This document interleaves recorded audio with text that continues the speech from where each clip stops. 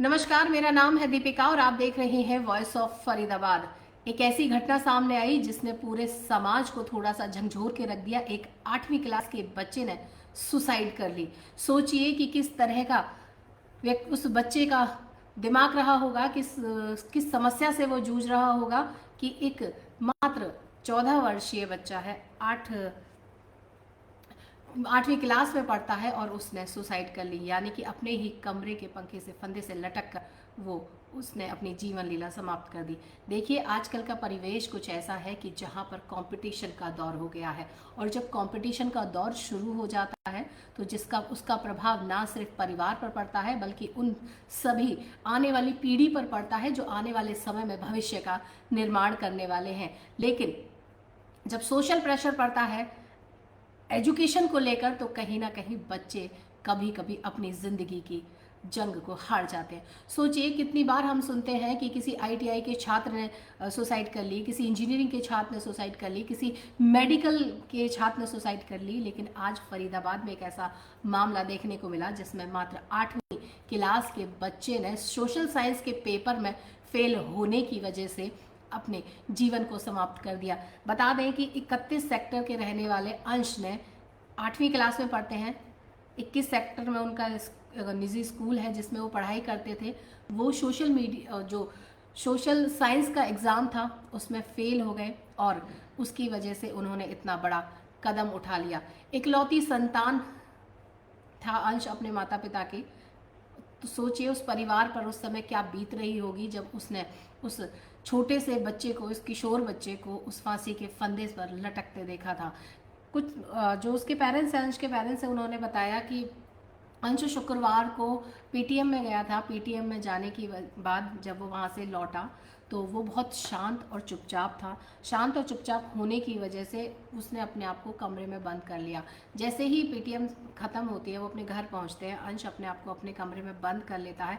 जब वो बहुत समय तक दरवाज़ा नहीं खोलता तो उनके माता पिता को शक होता है और वो जब दरवाज़ा उसका तोड़ कर देखते हैं अंदर तो उनके हाथ पैर पूरी तरीके से ठंडे हो जाते हैं। क्योंकि सोचिए, जिसकी इकलौती संतान फांसी के फंदे पर लटक गई हो, उन्हें कैसा उस समय पे प्रतीत होगा। सिर्फ इतना एक बात है कि एक एग्ज़ाम को अंश पास नहीं कर पाया।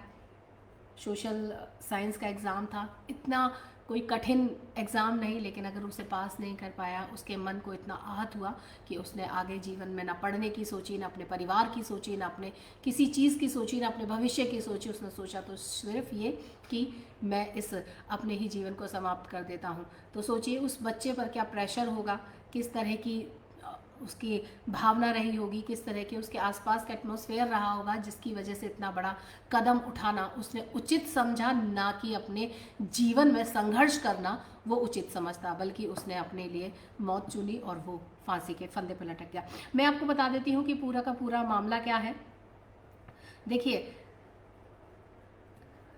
परिजनों के जो उसके परिजन हैं उनके मुताबिक उनका कहना है कि पीटीएम से जब अंश वापस लौटा था तो वो काफ़ी डिप्रेशन का शिकार हो गया। उसको एकदम से कुछ ऐसा लगा कि वो बहुत डिप्रेस्ड हो गया है और बिना कुछ खाए पिए सीधा अपने कमरे में गया। और जब बहुत समय तक उस पर ध्यान, पहले तो उस पर ध्यान ही नहीं दिया गया कि नॉर्मली बच्चे होते हैं, थोड़े उदास होते हैं, परेशान होते हैं, अपना कमरा बंद कर कर बैठ जाते हैं।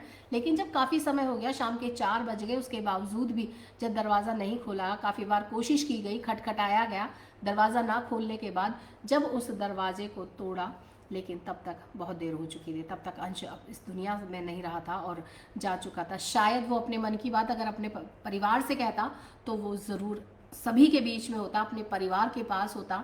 लेकिन आजकल का परिवेश कुछ ऐसा है कि छोटे छोटे बच्चे इतने बड़े फैसले ले रहे हैं कि कहीं ना कहीं हमें लगता है कि हमारा जो भविष्य है, जो हमारी आने वाली पीढ़ी है, वो किस ओर जा रही है, या फिर हम किस तरह का उन्हें माहौल स्कूल में दे रहे हैं या अपने घर पर दे रहे हैं।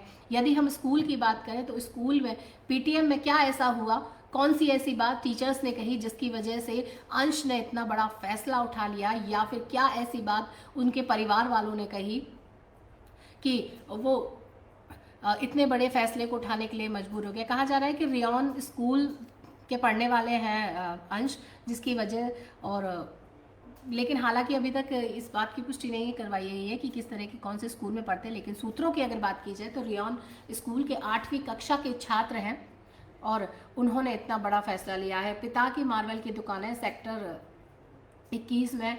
अंश के पिता जितेंद्र की मार्बल की दुकान है और 31 सेक्टर में रहते हैं। अंश के पिता सुबह ही दुकान पर चले गए। मामले की सूचना उन्हें काफ़ी समय बाद मिली और उसके बाद जब तक वो अपने घर पहुंचे तब तक सब कुछ खत्म हो चुका था। मामले की सूचना मिलने पर 31 सेक्टर की पुलिस मौके पर पहुंची, शव को फंदे से उतारा और पोस्टमार्टम के लिए आकर ले जाया गया। लेकिन अभी हम सब बात यही कर रहे हैं कि सोचिए कि उस छोटे से बच्चे के मन पर क्या बीती होगी, उस छोटे से मासूम अबोध व्यक्ति या बच्चा कहूँ मैं, कि किस तरीके से उसने इस इतने बड़े फैसले को अंजाम दिया होगा। अक्सर करके बच्चे एग्ज़ाम्स में फ़ेल हो जाते हैं, लेकिन इसका ये मतलब नहीं है कि हम उन्हें उस तरह से ट्रीट करने लग जाए कि तुम ज़िंदगी में नाकाम हो, तुम अपनी ज़िंदगी में कुछ नहीं कर सकते।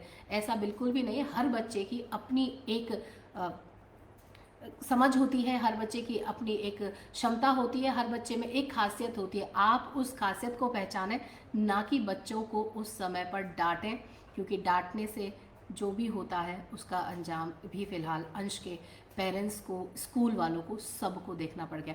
हालांकि ये नहीं बता सकते कि क्या बातचीत उन सभी के बीच में हुई, लेकिन एक बात कंफर्मेशन के साथ की जा सकती है कि ज़रूर कुछ ऐसा कुछ कहा गया, ज़रूर कुछ ऐसा बोला गया जिसकी वजह से उन्होंने इतना बड़ा फैसला उठाया और अपनी जीवन लीला को ही समाप्त कर दिया।